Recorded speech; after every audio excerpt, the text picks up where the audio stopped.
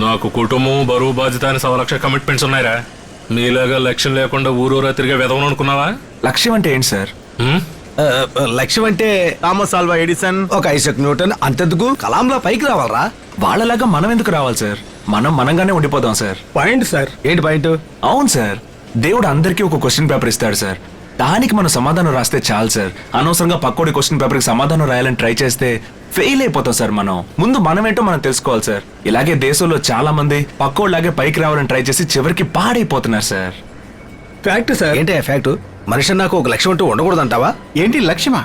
Sir, భూమి వేడెక్కుతోందన్న సంగతి మీకు తెలీదా? భూమి వేడెక్కుతోందా?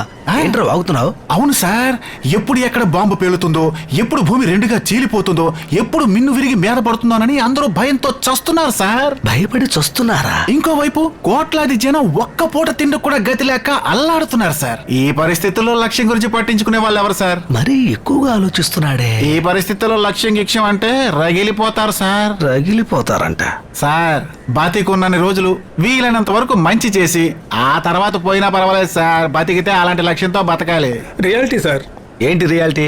అతని లైఫ్ ఎటువైపు వెళ్తుందో ఆలోచించావా? ఎటువైపు అని మనం ఎందుకు సార్ ఆలోచించడం?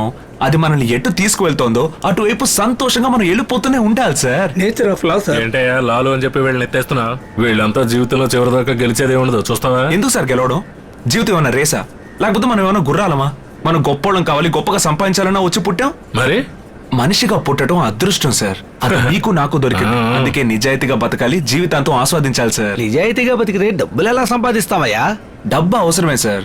ఏదో బతకడం కోసం సంపాదించవచ్చు, అందుకని సంపాదించడం కోసమే బతకూడదు సార్. ఏంటయ్యా తెగ నీతులు చెప్తున్నాడు? వీళ్ళంతా పిచ్చినాయాడు సార్. వీళ్ళ పిచ్చి ముదిరి చివరికి హాస్పిటల్లో చేరతారు. పిచ్చోళ్ళమే సార్. ఎందుకంటే వాళ్లే డబ్బు, పదవి, అమ్మాయిలు, ఆస్తులు వీటి మీద ఆశ లేకుండా, పక్కోళ్ళ మీద అసూయ పడకుండా, ఎవరి జీవితం నాశనం చేయకుండా, ఎప్పుడు అనిపిస్తే అప్పుడు పక్క నవ్వుతూ జాలీగా జీవితాన్ని ఎంజాయ్ చేస్తారు సార్. అలాగే మేము ఎంజాయ్ చేస్తున్నాం సార్. కానీ మీరు చాలా తెలివైనోళ్ళు సార్. 20 సంవత్సరాల తర్వాత ఎలా సెటిల్ అవ్వాలని ఇప్పటి నుంచే బుర్ర బద్దలు కొట్టుకొని ఆలోచిస్తూ, మానసికంగా కృంగిపోయి, శారీరకంగా అలసిపోయి, బీపీ, షుగర్, కొలెస్ట్రాల్ ఇవన్నీ పెరిగిపోయి, ఎవరి కోసం కూడబెడుతున్నామో తెలియకుండా కూడబెట్టి చివరికి ఎందుకు పనికి రాకుండా బకెట్ తన్నేస్తారు కదా సార్. బకెట్ తన్నేస్తామా? Forecast brain sir.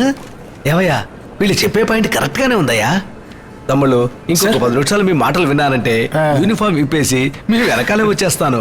ఏం చేస్తాం, ఫ్యామిలీ ఉంది కదా, వాళ్ళకు సెటిల్మెంట్ సెట్టి.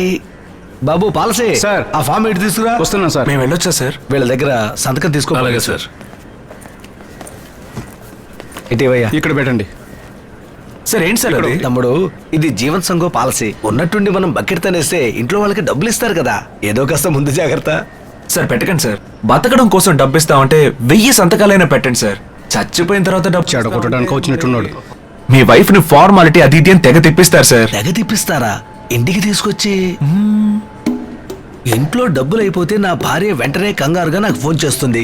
నేనే బకెట్ తన్నేసాననుకో, ఎవరికి ఫోన్ చేస్తుంది, ఎవరిని డబ్బులు అడుగుతుంది? సార్, ఏంటి క్లెయిమ్ చేయడం అంతా మేము చూసుకుంటాం సార్. ఏమయ్యా, నా భార్యకి సెల్ ఫోన్లు ఎర్ర బటను పచ్చ బటన్ తప్ప ఏమీ తెలియదయ్యా. సార్, దయచేసి అతని మాటలేం మీరు నమ్మకండి సార్. చెప్తే వినే రకం కూడా కాదే. బెనిఫిట్స్ ఉన్నాయి సార్. సపోజ్ ఈ రోజు మీరు చనిపోయారే అనుకోండి, ఏదో మాట వరుస కన్నాను సార్. చనిపోయానా? ఏమయ్యా, శుక్రవారం రోజు ఇలా అశుభంగా మాట్లాడతావేంటి? అది కాదు సార్. నీ మాటలు సరిగ్గా లేవు గానీ ఇంకో రోజు చూసుకుందాం సార్. బ్రదర్, వెళ్ళవయ్యా. నలుగురు బతకడం కోసం డబ్బిచ్చే కంపెనీ ఏదైనా ఉంటే చూసి చేరు బ్రదర్. మూసుకో, మాకు తెలుసు. తమ్ముళ్ళు, మీరు బయలుదేరండి, నేను బయలుదేరాలి. డే జాగ్రత్తగా వెళ్ళండి. అలాగే సార్. మొత్తానికి నన్ను కాపాడేవయ్యా. అంతా చెడగొట్టే ఉతరా. అతని మాట విని నేను ఆ పాలసీలో సంతకం చేసి, ఒకవేళ నేను బకెట్ తన్నేస్తే ఆ జీవన్ సింగో పాలసీ వాళ్ళు నా భార్యకు డబ్బులు ఇచ్చారా లేదా అని నేను చనిపోయిన తర్వాత కూడా బాధపడేవాడిని కదూ. భలేవారు సార్. ఎందుకు సార్ బాధపడ్డాం? బాధపడ్డం వల్ల ఒక అడుగు పెరగం తరగం అని కాన్వెంట్ లో మాకు మా ఫాదర్ చెప్పారు సార్. Bible words.